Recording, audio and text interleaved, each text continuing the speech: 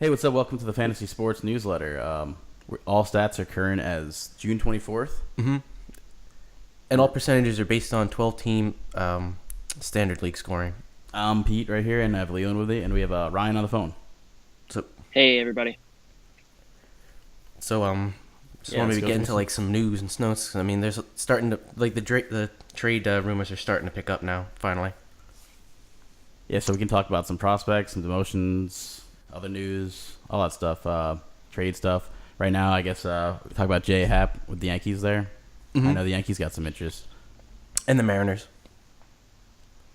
And J Happ is not like a front of the rotation starter, but he's definitely serviceable as like a number 3, a number 4. What do you think over there, Ryan? Yeah, I think for his season, he's really had a spike in K percentage, so he's shown himself to be pretty valuable, and the Yankees could definitely use a little depth in the rotation. I know they have obviously Severino, but past that, it's kind of been a little bit hit and miss. They've had to bring up a couple of prospects like the infamous Lasagna, as we Yeah. mentioned last week. Jonathan Los. How do Yeah, you pronounce it? Losiga. yeah, Loa Saiga. He's a, I'm Loisaga, yeah, totally and going he's with got a Lasagna.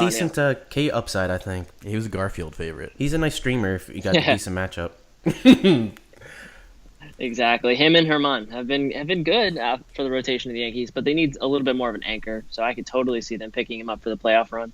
Yeah, I think they really rather have Herman in the bullpen, even though he's pitched good lately. He's somebody who I think in limited appearances can be more effective. Um, Totally. And the Mariners, even though they might have interest, they've really kind of run out of prospects to trade. So I could see the Yankees being the favorite. yeah, but that GM there does like to make moves. I think every Jerry year, Dipoto, yeah, yeah. he's very active at the deadline, and the Yankees have so many prospects to trade. Like I would really like to see Clint Frazier get an everyday role on the Mariners. That'd be crazy. That'd be great. The Mets, no surprise to anybody, are sellers after their 11-1 start to the year. So he's selling their closer, right? They're selling. I'm hearing some last week we mentioned Degrom and Syndergaard, but It doesn't now seem like that. now Jerus Familia's possible trade chip. So you want to be stashing Gisselman and Swarzak, I which feel like it's inevitable.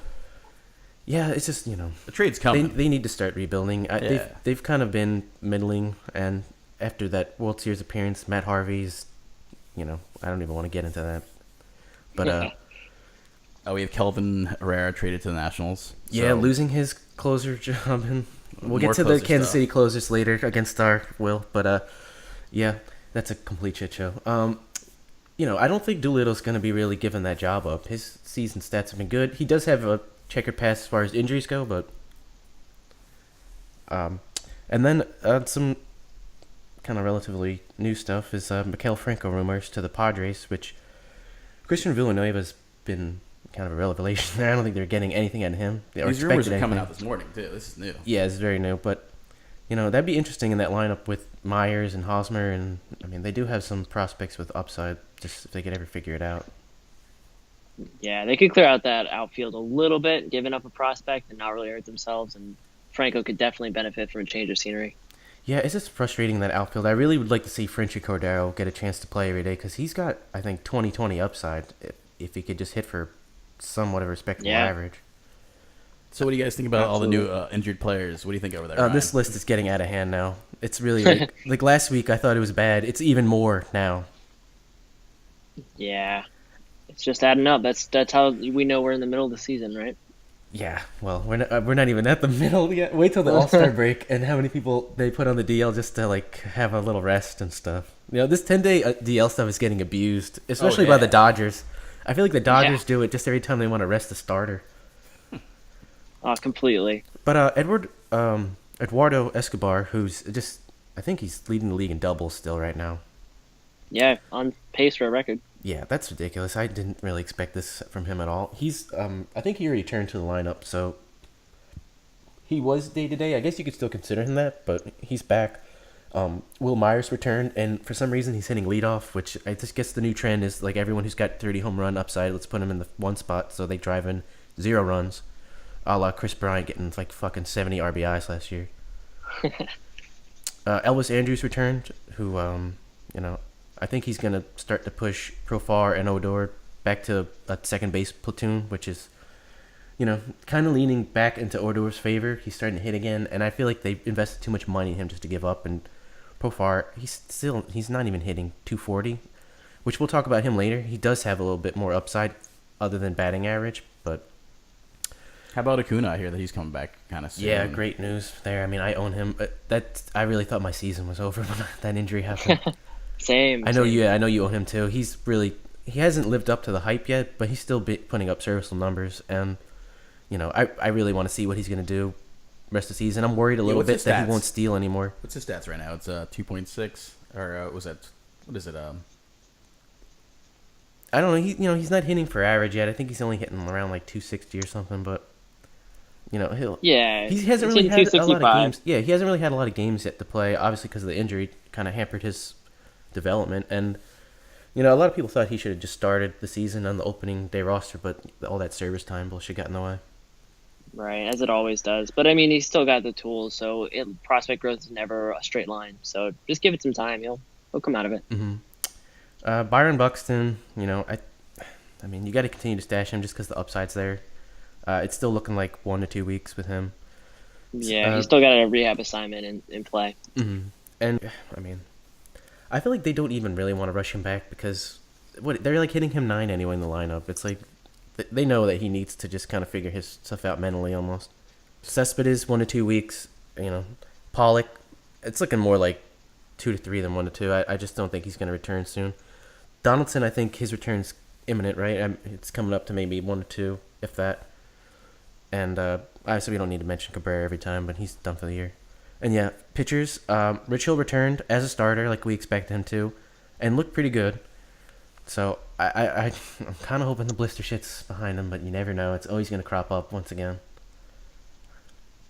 Yeah, and he said he's willing to try anything. I think he not jokingly mentioned the urine on the hands solution in the past. So I thought that was more of a jellyfish thing. I think yeah. Yeah, that's what I thought too. Did somebody in the dugout just maybe bring that up just so they could piss on him? Yeah, I don't know what they're into there, but it is LA, West Coast. You never know. Is R. Kelly in this team or something? Yeah, I'm waiting for his biopic to come out with his sex cult. Sex cult, yeah. You just call it sex cult. Yeah. That's good name. Mike Foltynewicz, yeah, what a segue. Is coming back. New information this morning. Vizcaíno, Aroldis Vizcaíno is. I mean, I think he'll only miss the minimum, but we'll get into the ads for him later on. The Braves have a pretty talented bullpen. There's a lot of options there. Even Shane, whatever his name is, we'll get into that later. But oh yeah, you mentioned Kershaw returned a lot sooner. We were expecting him after the All-Star break, and he just out of nowhere fucking comes back on Saturday. Yeah. It's just probably a little too soon. I'm worried that this back stuff's gonna creep up again. But I'm not an owner. It's kind of an odd way to handle it too, because instead of having him do a rehab, they just sent him out for 3 innings, which is kind of an odd way to handle it. But it's Kershaw; they need him, I guess. Yeah, are they freaking out about falling out of the playoffs? Because I thought they were doing okay without him. I mean, I know that Buehler is also on the DL, and Ryu hasn't returned yet, but they're still multiple weeks away, unless they magically start tomorrow for some fucking reason. Right. Brandon Morrow, who got injured putting pants on. Oh, Brandon. Oh. Those were his jorts? It was jorts, right? Yeah, I don't know. Or was it clam diggers? Brandon Morrow is 80 years old, I guess. We didn't know it. He was trying to wear skinny jeans. I think he actually said that.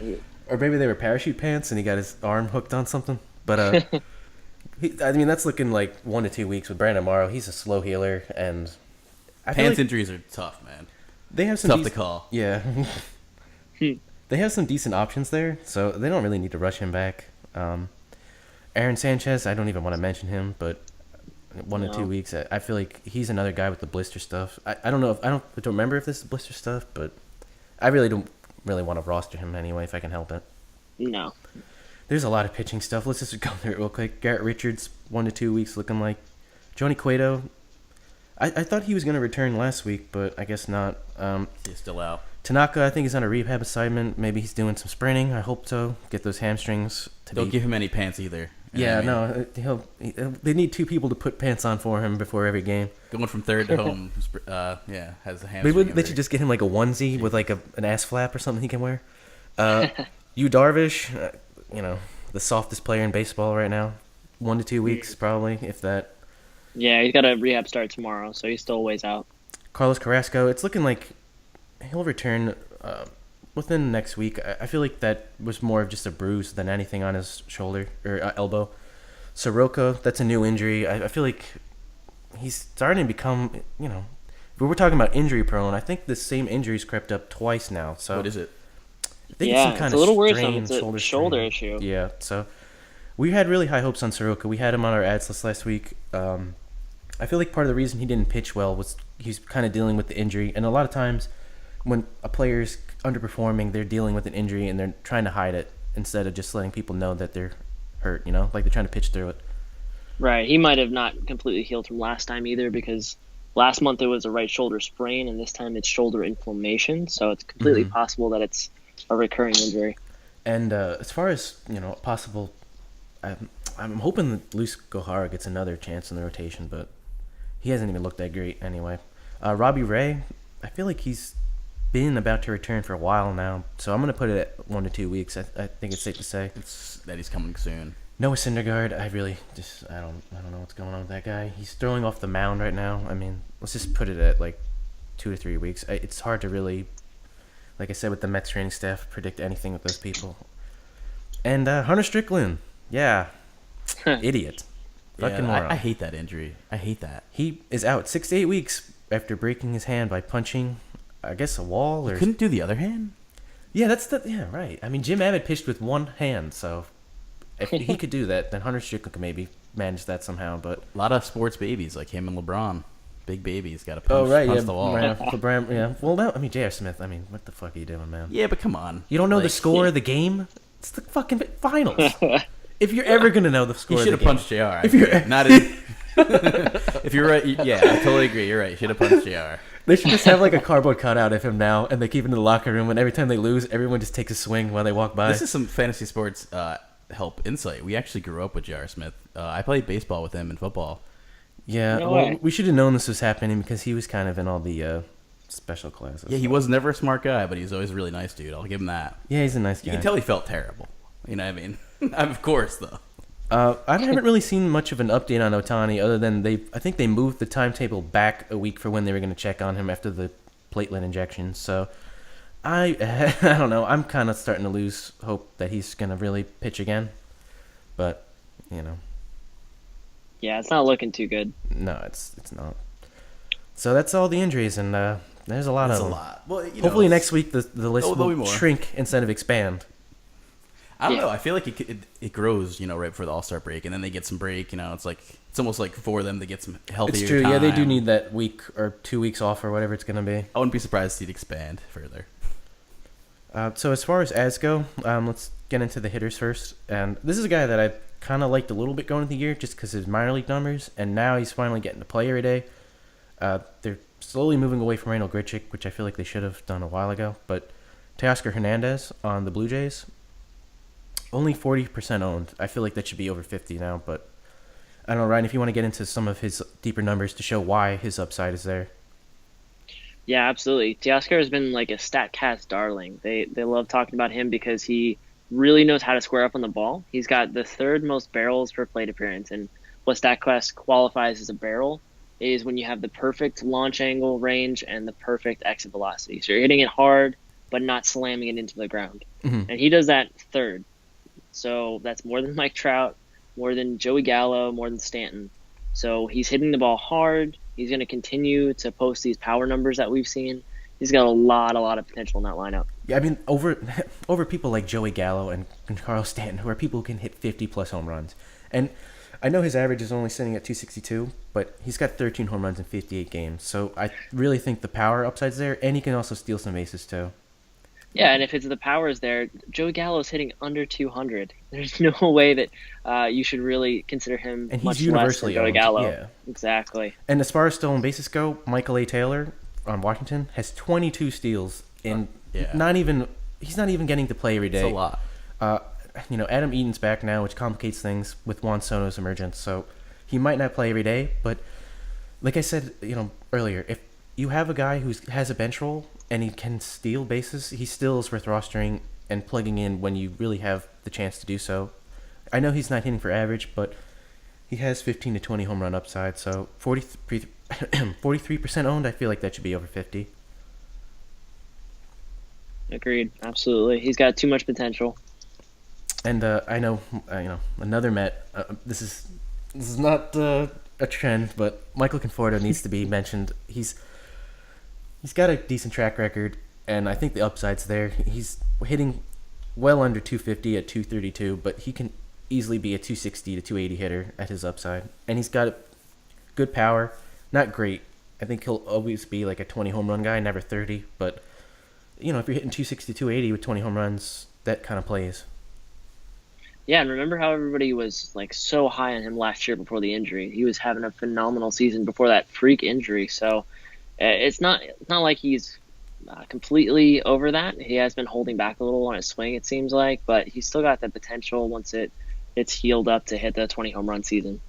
Yeah, I mean, it was a significant injury, so you got to give him some time to get back into just his timing and stuff like that and conditioning. Yeah, he's got that pedigree. Obviously, the Nimmo emergence helps, and Esdrubal Cabrera's hitting a little bit better than anyone thought, and Cespedes hasn't returned yet. So this, I know the Mets last in the league and everything, but they're a little bit better than this. I'm gonna have to start sneaking more Rays onto this list. Yeah, get some Rays. Get some. We did have Malik Smith, we did have Adames, and we had Malik Smith. And if you want, we can bring up Matt Duffy for a little bit, but that's fair. Oh, and also Sergio Romo. We'll get to him. So we have some Rays, but Jerkson Profar. He's not hitting for average. I don't think anyone expected him to, but he's second base, shortstop, outfield eligible, and there is still a chance that he could get third base eligibility and first base if he mixes in a little bit to those platoons. Adrian Beltre's never gonna hold up. So he's a straight baseball player, man. Plug him in when you want him. Yeah, he's a good. I love that. He's like a good super utility option in deeper leagues to have as say everyone's out of the lineup and you gotta have a spot to fill. He's got the eligibility and 8 home runs and 41 RBIs. That's a lot more than I thought he'd be putting up with 5 steals. So he's got like a 10 to 10, 15-15 kind of floor. And like I said, he's never going to hit for average, but 49% owned in leagues, that's kind of where he should be at, maybe a little bit above. Mm-hmm. For deep leagues, Avisail Garcia just returned from the DL. I mean, his upside's not great, but I think he can hit for like 270, 280 and 15 home runs. And what I think towards the end of the year will get to be a stronger lineup. If Jimenez can get called up, Wellington Castillo should return from suspension towards the end of the year, and he's a pretty good power hitting catcher. Yeah, absolutely. I mean, with Eloy coming up soon too, the one of the most powerful prospects in the minors right now. Well, Eloy Jimenez can have a big impact. Sad day yesterday. Nick Senzel is done for the year, who probably was the top prospect to be called up. Yeah. He was on a tear lately. Yeah, I was stashing him on a couple leagues just because, it's hard to get somebody who can hit for average and do 15, that kind of thing. He could have gotten multiple position eligibility, but there's no point in really talking about him. He's, rest in peace, Nick Senzel. Rest in peace for 2018. Yeah, your season's dead. We're not starting rumors. He's dead. Yeah, he's dead now. We got to talk about Tom Murphy. I mean, I was hoping last week that he would get to the playing time, and he is. And he's hitting 344, only, 8 games, but he's got some good minor league numbers. Yeah, I'm looking at that. It looks nice. I think that if he can hit 260 to 270 in that lineup, the counting stats will be there. Totally. He's under 10% owned. That's ridiculous. Should not be at all. And he's got one of the most attractive, sexiest batted ball profiles you could ask for going to Colorado. And he's a catcher. He's going to Coors. Exactly. How valuable is a catcher who's hit 20 home runs out there, in every minor league level? Yeah. He's got, 10%, under 10% owned. I'm rostering him in a couple leagues, and I've dropped, Mike Zunino for him. So that just shows you how much I'm buying into his upside. Absolutely. And just another quick catcher. I mean, he's kind of been relevant in the past, but Yan Gomes hitting right now on Cleveland, and anyone in that lineup is worth they're pretty stacked. Jose Ramirez is a monster. I thought he was going to be good, but I didn't think he was going to be like an MVP this year. I don't think anyone expected him to be this good. Yeah, I mean, he's on pace for like 40 home runs and 30 steals or some shit. I mean, I know it's going to come down, but that's insane. And then that's pretty much it for hitters. As far as starting pitchers go, it's a little thin this week, as it is every week. It's just hard to trust a lot of these guys. But that's what you're dealing with when you get to like fringe. But Nick Pavetta's got some upside. I really live in the fringe. He's 53% owned, so he's obviously going to be, taken in some leagues. But the Phillies are going to provide more wins than anybody thought this year. His ERA does not look good, but I think his whip and strikeouts will be there. 94 in 79 innings is pretty good. Yeah, absolutely. I mean, the peripherals show that he's going to be better than he has been lately. Mm-hmm. His ERA indicators say he's like a mid-threes ERA pitcher instead of a fours.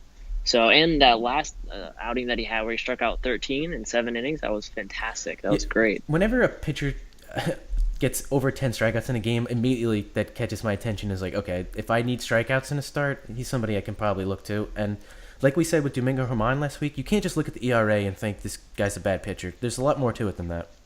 Absolutely. Well, 10 or more strikeouts, you don't run into that by accident. That shows a dominant repertoire. It has to be. Yeah, that's not happening like every week. It's pretty rare. We already mentioned Rich Hill earlier, so we don't have to get into him too much. I think everyone knows what Rich Hill's MO is at this point. If he can just stay healthy without the blister issue, he's a good pitcher. He had that ridiculous season in Oakland, and then he also had a solid season for the Dodgers. So it's not just him pitching in Oakland and that being the reason why. He's a good pitcher. 58% owned. I feel like it should be 60 to 70 at this point. The pictures of those blisters don't look good. Yeah, you're looking at the It's gross. You're on like WebMD right now. Yeah.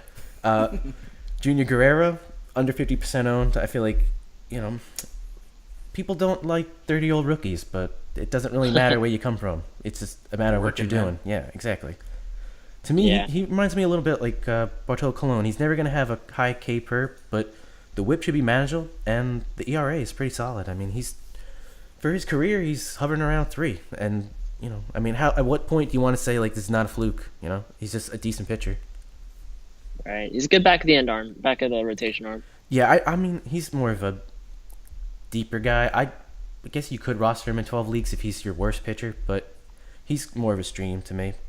Same thing with Kyle Freeland, who's always had weird home road splits, but, he's kind of becoming less of a split guy and just more consistent all around. He's never going to be a strikeout guy, but with the run support there, he could easily get some, maybe 6 to 7 wins for the rest of the season, and that's, we're streaming, obviously, like I mentioned, the splits, but if you're in a 14-team league, he's somebody you got to roster. And the Biebs, Shane Bieber. This guy, I don't know, is he going to stay in the rotation? If he is, you got to own him. His minor league numbers are pretty solid, and anyone on the Indians pitching staff right now is ridiculous. I think the last week or so, their combined ERA has been like 0.58 or something like that. So Bieber fever could be coming. Yeah, Bieber fever has already arrived. He's 32% owned, so the jump's already happened. The fever's here. And yeah, completely. I don't know. Hopefully, people did, but our recommended streamer from a couple weeks ago or last week, Freddie Peralta. I don't know if you want to get in his minor league numbers, but he's still throwing way too many fastballs. But I think that anyone on the Brewers can get some wins. Totally. They got good run support. They got a great offense behind them. Peralta is really interesting, though, because like you said, he does throw so many fastballs, but he's got a couple different ones that he's able to mix it up with, keeping batters off balance. He's got the four seam and the cutter with a little action, so he can vary it a little bit. He's still 84% fastballs, which is insane, especially nowadays. Exactly. It's deceiving. And his K per, another guy who's had 13 strikeouts in a start. That we were talking about 10 in a start, but 13, and I think he went like 6 innings against Colorado. So he's pitching good games. Yeah, you can't ignore something like that. In Colorado. I don't know. Was it in? I know it was against Colorado. I don't remember if it was a home or road start, but hitting team though. Yeah, the Rockies are always top 10. Yeah, and of course he's not going to strike out 40% of batters every game moving forward, but he's still going to have well over a K per inning, and his ERA indicators still show he's going to be like a sub-3 ERA, so that's definitely worth picking up. And by the way, yes, Great that sign. was in Colorado that Oh, first damn. game. Nice. Okay, so yeah, I That's mean, really good. And That Milwaukee's says not a good something. place to pitch either. So I mean, Right. hopefully, if you're streaming him, you're probably looking at road starts and favorable matchups. But let's get into the closers. As always, it's a complete fucking shit show. But Yeah, this is funny with some of these situations. Hector Rondon, I mean, for the Cubs, he's had 2 seasons of 30 saves. So to me, I'm not dropping Giles. I mean, Giles had a very good season last year, and he hasn't blown a save this year, which is insane if you look at his season numbers because ERA is over 5, and he's like 50 for 15 on saves. I don't know how you even fucking do that, but His splits for saves and non-save situations are insane. which to me shows that he's a head case. Everyone knows he punched himself in the face like multiple Yeah. times. He's a psycho, but sometimes that's good for closers, John Rocker, and sometimes it's not. Hey, it can be good for every pitcher. Think of Scherzer. Rocker had quite a time in those subways. Yeah. All right, so moving on. Yeah. Sir Anthony Dominguez, we mentioned him last week, but there's been a little bit of a development because Gabe Kapler is making Joe Madden look like, A normal person. Yeah. Adubre Ramos, I've been on him for a while now. I've just wished that he could get a chance. His numbers are great. And for some reason, Victor Rano is kind of emerging as Gabe Kapler's new boy toy. I don't know what's going on in that dugout, but I really don't know who to own. I still want to have Dominguez rostered, but I wouldn't just rule out Ramos as being the closer. And Hector Neris is in the minors right now, just kind of, I don't know, douching off. But, I mean, if anyone could get this job, the Phillies are going to have enough wins on the year that they're going to be worth owning. It's just, I think it's going to be Dominguez. I would not rule out Ramos. And the rest of these are going to be short-term ads because they're injury-based. Brandon Morrow mentioned that he can't put pants on, so Steve Cishek has emerged this year as the kind of fill-in when he's been, off-day kind of guy. He's got 2 saves on the year. Did he have to go to the hospital and get like the pants like cut off him or something? No, he just pulled Jaws it. of life. Yeah. Was it like something about Mary thing? Like, He or something? pulled the muscle in his strained something. I Oh, don't wow. know. But How tight were those pants? My God. That's what I'm saying. I think he had to get cut out of them. maybe I don't. Maybe they gotta get him like a pair of Jankos or something, so he's got some room. Yeah, or some kind of cutoff. Steve Cishek's got some solid numbers, but to me, he's always felt like a specialist. The way he throws, he's a submarine pitcher. They're so, I don't know, hit or miss. They're sort of like knuckleballers to me. I don't really want to rely on them. So Pedro Strop, to me, is somebody I kind of want to have roster too. And like we mentioned earlier with the Vizcaíno injury, even though Dan Winkler is kind of the favorite for most people, AJ Minter is the one who's been getting the most save opportunities. He's got 2 saves on the year with 3 wins.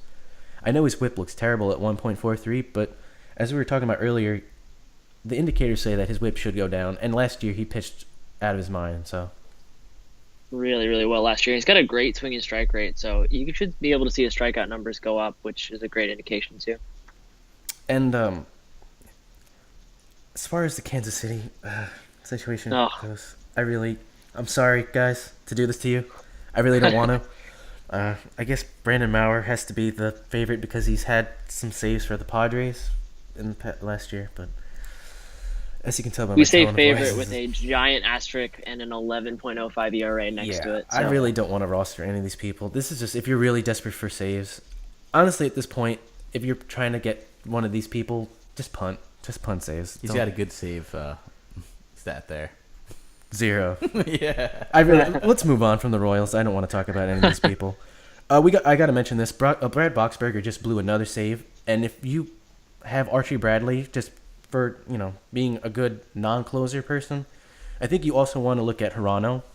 Hirano's got some filthy numbers, and his splitter's amazing. I mean, somebody like that, somebody in the bullpen who has one dominant pitch like that, like you saw with Hector Neris last year with his splitter, it just can be enough sometimes. So if you want to speculate on Boxberger losing that job, I think it's going to be Hirano over Bradley because Bradley seems to work the 2-inning role, and they might want to keep him in that. And another, because the trade deadline is coming up, and we already saw with Kelvin Herrera losing his closer job. Let's get into a couple stashes just in case. Brad Hand, you have to have Kirby Yates if you're a Brad Hand owner right now. You have to do it.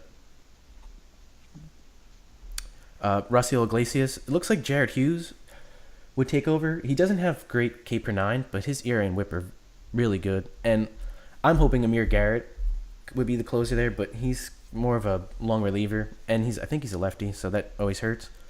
Fernando Rodney's been pitching really well, so I could see them trying to get whatever they could out of his peak value right now, and Addison Reed to me would be the person to take over. Same thing with Shane Green. He's pitching out of his mind right now. I think he's top 5 in saves. Joe Jimenez looks like a really good stash. And he's been really interesting. I did a quick search just the other day, and he has the second lowest Sierra among relief pitchers that have at least 30 innings. That's an ERA indicator. So he's right behind Hader. He's been performing really, really well. Yeah, I had Joe Jimenez rostered as a non-closer just for his Caper 9, whip, and ERA. They're all just so solid to me. Yeah, and he's the 5th most valuable reliever by WAR. So, I mean, he's doing a lot for not being a closer. And quickly, there's always Zach Britton trade rumors. I don't think they really want Brad Brock there either. He might go. So Darren O'Day is somebody who's always been a really solid reliever. Another weird kind of arm angle specialist guy, but if they just give him the job the rest of the season, I could see him being relevant. And, if you would let's just wrap up with some quick stat specialists. As far as average goes, John Jay, still hitting over 300. And most of the time hitting in the top of the Arizona lineup, which is just going to get better once A.J. Pollock returns. So John Jay never really, that great as far as power, speed, very middling. But if you're just looking for batting average boost, as far as home runs go, Eric Thames, Domingo Santana got sent down, which is insane to me. You go from 30 home runs and 15 steals in here to demotion, but he wasn't doing shit. Eric Thames, he's been leading off most of the time. And for stolen bases, let's do one. Maybe like Jose Iglesias. I can't understand that, but yeah. And real quick, Franklin Barreto might only be up for a little bit, but until he gets sent down, he's worth owning. And that's pretty much it, right? Yeah, for more information, obviously, reading the newsletter, you're going to get a little bit more. You can always subscribe by going to our website at fantasysportshelp.com. Yep. So have a good one, guys.